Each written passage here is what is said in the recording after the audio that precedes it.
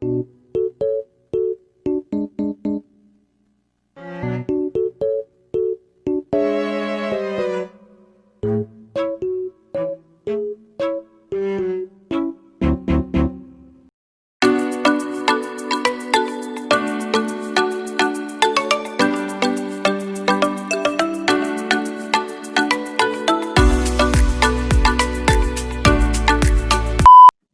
guys, balik lagi di JTB Squad Podcast. Kali ini bareng gue Beta Rizkar.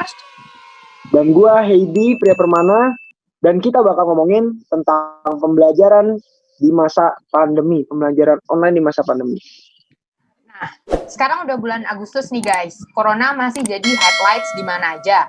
Kecuali di Wuhan ya, udah ada full party.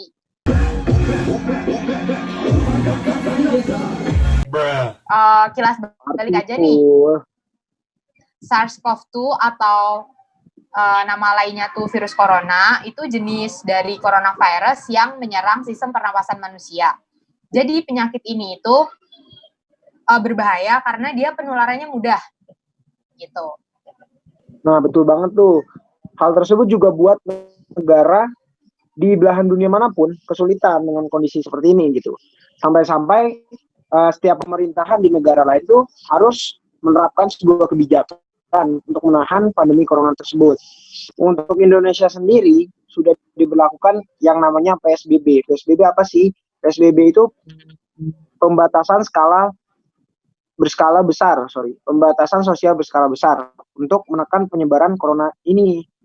Nah, sebenarnya kita ini pas PSBB itu harus ngapain sih? Yang tepat itu kita harus menjauhi yang namanya keramaian dan kita harus tetap di rumah sebisa mungkin sampai dengan pandemi ini selesai. Nah, pandemi ini juga mengubah cara kita dalam belajar. Sekarang kita mengenal namanya pembelajaran online di kala pandemi ini. Sampai dengan pandemi mereda mungkin baru selesai kita akan belajar seperti biasa. Sekarang kita mau bahas mengenai pembelajaran daring atau dalam jaringan atau pembelajaran online. Nah, jadi sistemnya itu kita belajar ya kayak gini, kita tanpa tatap muka secara langsung, secara real. Jadi kita melalui media, entah media pakai WhatsApp, Google Classroom, ataupun media lainnya. Nah, di sini tuh guru dituntut nih buat bikin media pembelajarannya itu sekreatif mungkin melalui daring itu tadi. Nah, tapi banyak permasalahannya nih terkait pembelajaran daring. Apa aja sih? Nah, entah dari media pembelajarannya seperti yang kita tahu mungkin ada beberapa yang menggunakan Zoom Meeting maupun Google Meet, dan bukan hanya itu, ada juga kendala di masalah kuota yang harganya tuh nggak bisa dibilang murah gitu. Apalagi untuk siswa dan guru gitu yang harus memfasilitasi nih bagaimana caranya pembelajaran tetap berjalan walaupun dalam kondisi daring. Nah, kuota yang dibeli ini untuk kebutuhan internet semakin melonjak di kala pandemi sekarang, dan banyak di antara orang tua siswa mengeluh akan hal ini karena ketidaksiapan mereka dengan harganya. Karena kan kalau misalkan kuota ini nggak ada, otomatis nggak bisa kita untuk melakukan pembelajaran daring karena itu hal yang penting agar bisa melakukan pembelajaran online maupun daring. Boom. Nah, lu sendiri gimana nih, Di? Kan kita udah habis UAS nih. IPK lu aman gak nih? Alhamdulillah aman-aman. Masih bisa aman. Walaupun dalam kondisi yang terbatas, masih bisa lah. Sombong amat. Kalau gue sendiri sih sedikit kesusahan ya, Kalau dia. lu sendiri Soalnya gimana, Bet? Dengan kondisi yang sekarang ini? iya, kalau gue sedikit kesusahan karena entah geografisnya atau gimana ya, di Cakung itu banyak provider yang nggak ada sinyal. Padahal ini di Cakung ya, di Jakarta. Masih Jakarta. Sombong amat.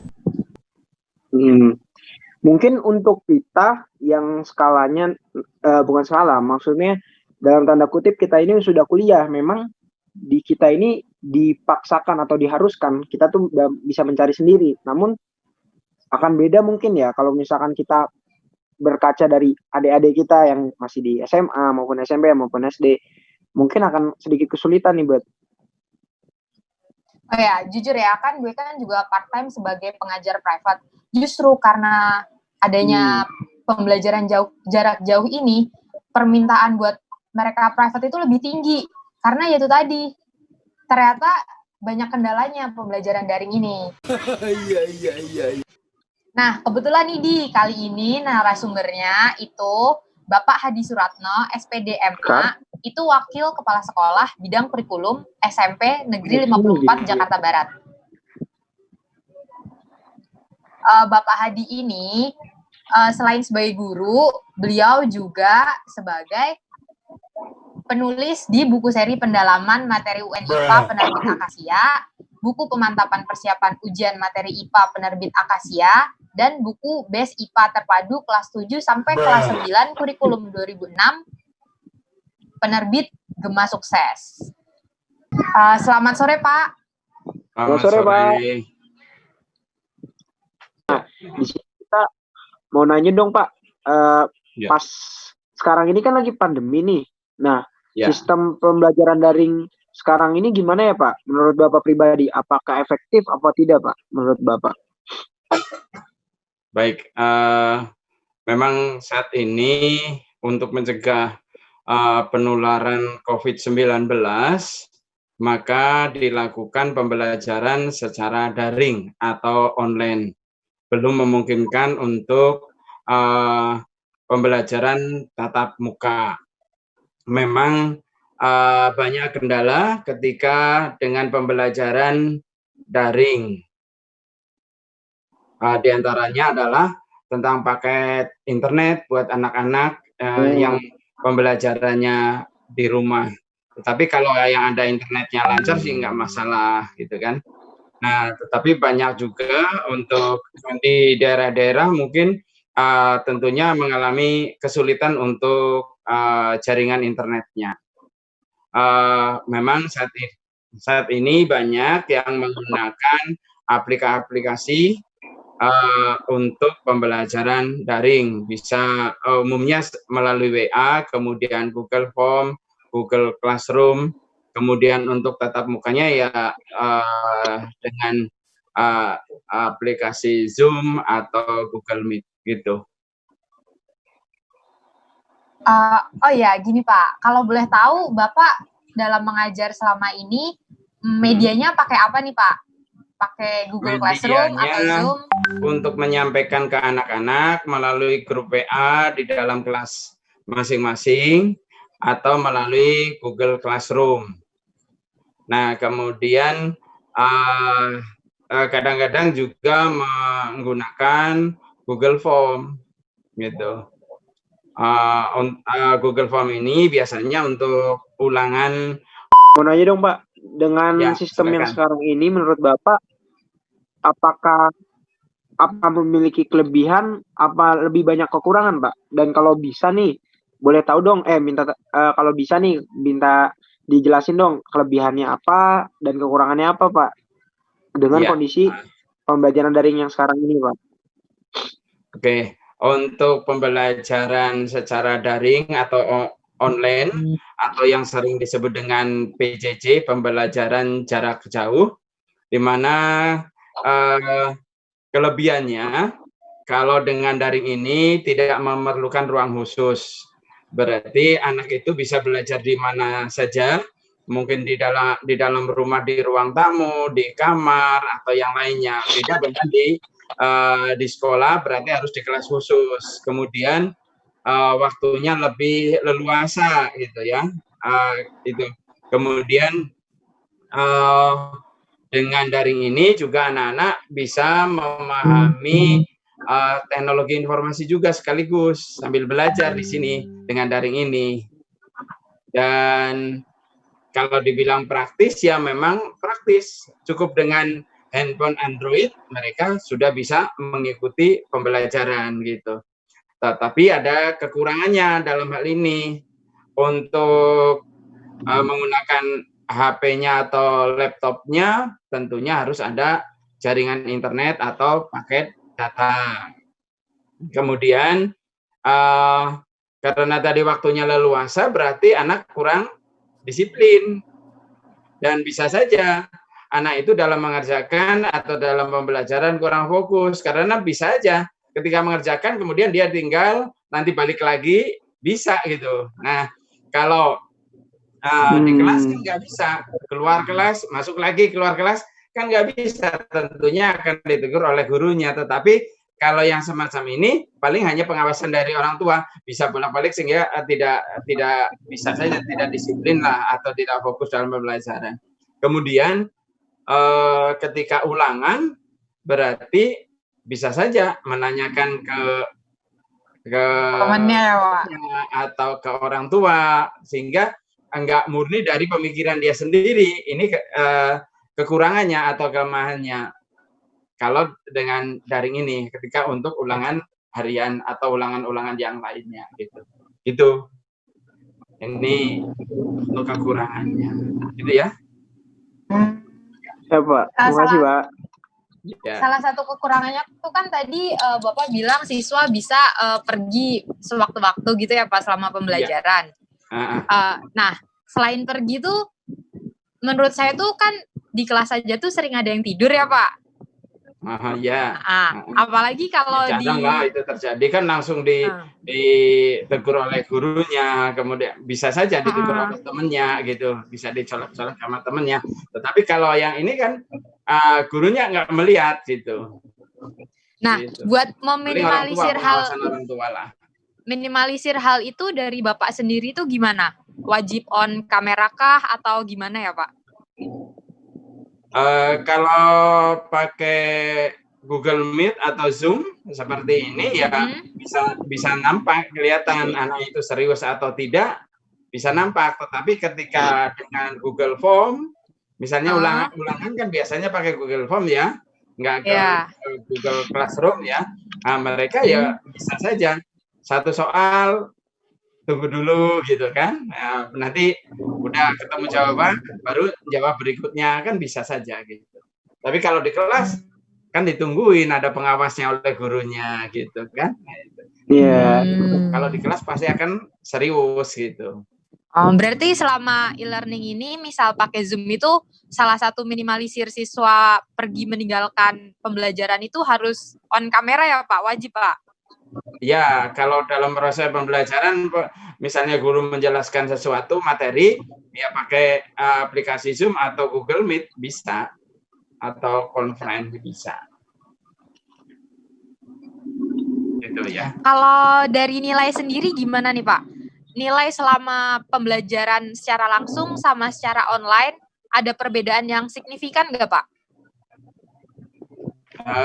Sebenarnya ya perbedaan pasti ada ya, tetapi bisa diminimalisir lah itu karena dan materi juga yang disampaikan oleh gurunya melalui online juga hampir sama, kemudian hasilnya juga ya hampir sama lah, cuma ketika siswa mengalami kesulitan dalam pembelajaran itu nggak bisa nanya langsung gitu ya, nggak bisa langsung ditanyakan, nggak bisa langsung dipecahkan pada saat itu. Ketika ke pembelajaran di kelas, kalau ada masalah, ada kurang jelas kan langsung diselesaikan oleh gurunya atau bersama dengan teman-temannya di dalam kelas itu, sehingga anak itu akan lebih paham. Ketika melalui online ini, ketika ada suatu permasalahan atau ada hal yang kurang paham tentang materi bagi anak,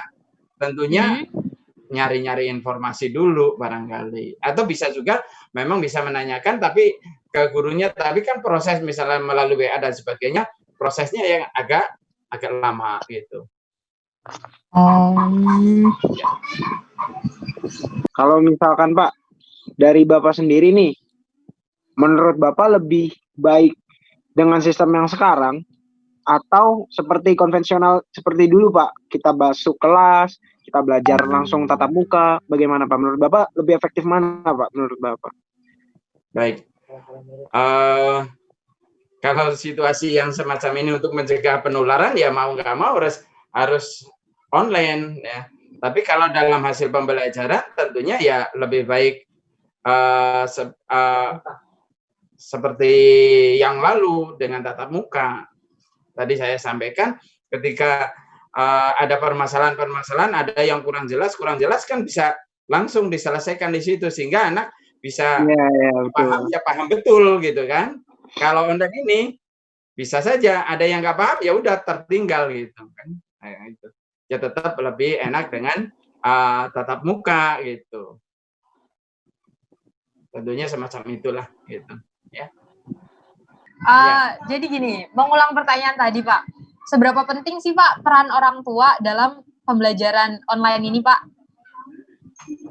Baik, peran orang tua kaitannya dengan pembelajaran daring itu sangat penting, karena bisa sebagai mewakili guru ya, karena ini di rumah berarti yang mengawasi orang tua, sekaligus sebagai pengawas, sebagai pemonitor ya, tetapi bisa juga membantu dalam proses pembelajaran, sehingga bisa lebih disiplin, kemudian hasilnya bisa lebih baik lah, itu seperti apa yang diharapkan, seperti apa yang biasanya dilakukan di kelas. Maka pentinglah peran orang tua dalam hal pembelajaran secara daring.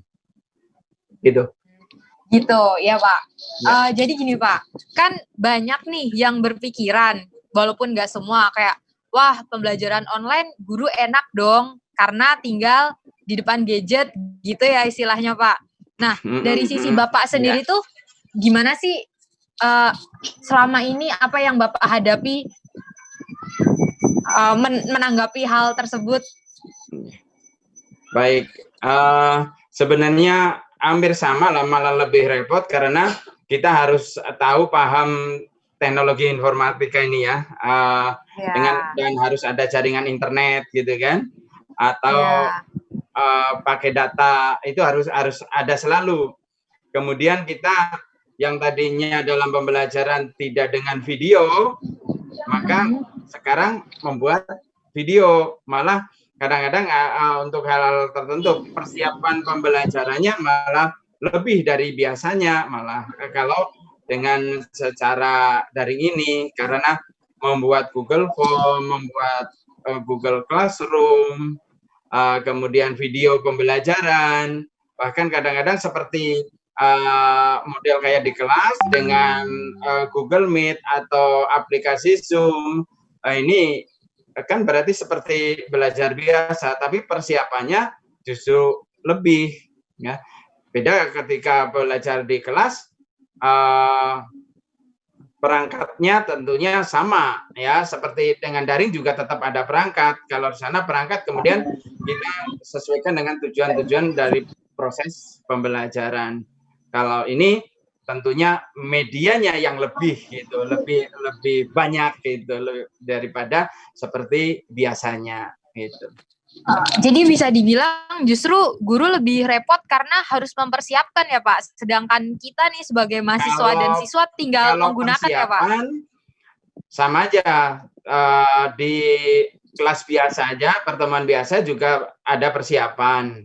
Kalau program misalnya untuk rencana pembelajarannya ya sama, bedanya medianya dalam hal ini. Dengan aplikasi-aplikasi ini, misalnya Zoom, kalau dulu kan nggak kenal Zoom, sekarang dengan Zoom, dengan Google Meet, dengan Google Form, dengan Google Classroom, ataupun yang lainnya, berarti kan ada tambahan gitu, malah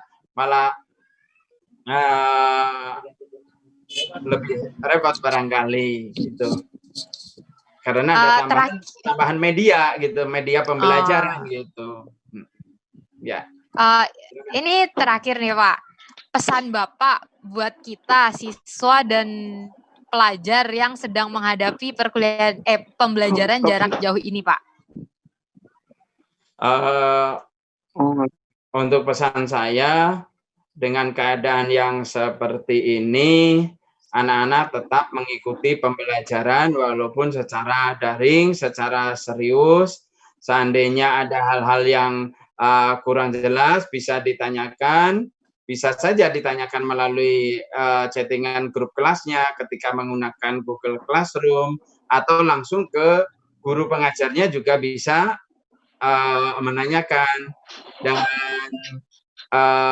bisa juga mohon bimbingan orang tua atau kakaknya yang di rumah yang bisa membantu dalam proses pembelajaran. Jadi diharapkan anak itu bisa tetap serius dalam proses pembelajarannya sehingga akan menghasilkan yang lebih baik. Jadi anak itu walaupun dalam keadaan yang demikian, adanya pandemi, belajar di rumah, tetapi tetap semangat untuk belajar. Barangkali itu untuk ininya pesannya kepada anak-anak supaya tetap semangat dalam proses belajarnya walaupun keadaan demikian. Ya, Pak. Ya. Terima kasih banyak, Pak, untuk Ya. waktunya. Mohon maaf banget nih dari kita sangat mungkin mengganggu waktu Bapak. Terima kasih banget untuk Pak Hadi yang udah nyempatin waktu untuk berbagi nih, sharing sama kita tentang tanggapan Bapak terhadap kondisi yang sekarang ini. Dan mohon maaf juga nih Pak dari kami mungkin masih banyak kekurangan dalam dimaklumin lah. jadi host untuk sekarang ini. Masih dalam proses pembelajaran gitu ya. Kan makin lama punya pengalaman makin banyak tentunya akan lebih baik gitu. Betul. Siapa? Terima kasih Pak, terima kasih banyak. Ya, sama-sama. Terima kasih banyak untuk waktunya Pak. Ya. Cukup ya. Pak, selamat sore Pak. Ya, selamat sore. Assalamualaikum warahmatullahi wabarakatuh. Waalaikumsalam warahmatullahi wabarakatuh. Nah, gimana nih? Tadi kan kita udah denger nih sedikit informasi dari Pak Hadi tentang pembelajaran daring. Ternyata belajar daring itu nggak semudah yang kita pikir ya. Ternyata butuh effort yang lumayan lah. Entah dari segi kuota maupun dari kitanya sendiri dalam memahami sebuah materi.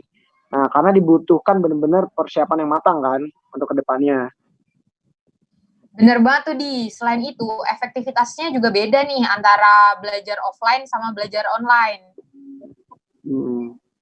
Setuju. Karena akan sangat berbeda gitu. Ketika kita belajar offline, kita bisa melihat langsung guru yang di depan kita. Jadi kita bisa ketika kita ada pertanyaan, bisa langsung kita tanyain. Berbeda dengan online. Mungkin kalau kita online ini agak susah gitu. Ketika kita nggak ngerti, mungkin kita nggak akan bertanya gitu. Tetap diam aja di rumah mungkin. Nah, tapi walaupun dalam kondisi seperti ini, ternyata juga banyak kelebihannya nih, Kar.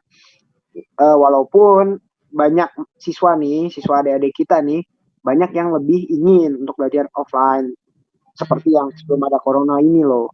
Karena kan kalau belajar offline kita bisa ketemu dengan teman kita bisa cerita, ngobrol, dan ketika kita ada kesulitan, kita bisa minta tolong teman kita gitu.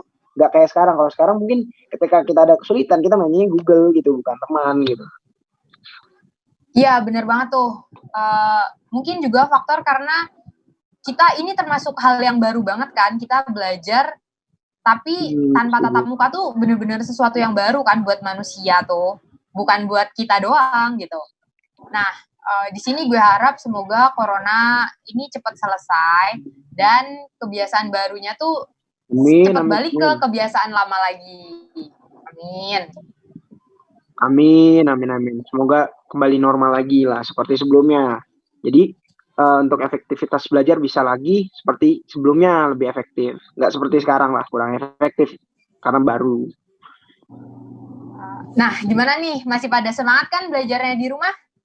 Terima kasih ya udah dengerin podcast dari JTB Squad kali ini.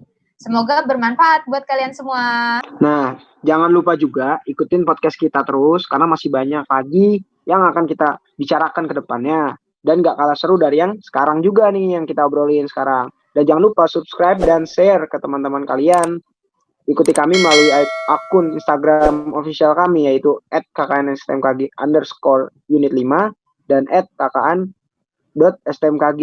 Nah, gue sama Sekar izin pamit nih guys. Semoga hari kalian menyenangkan and see you next time. Bye. Sampai jumpa di JTB Podcast selanjutnya. Dadah.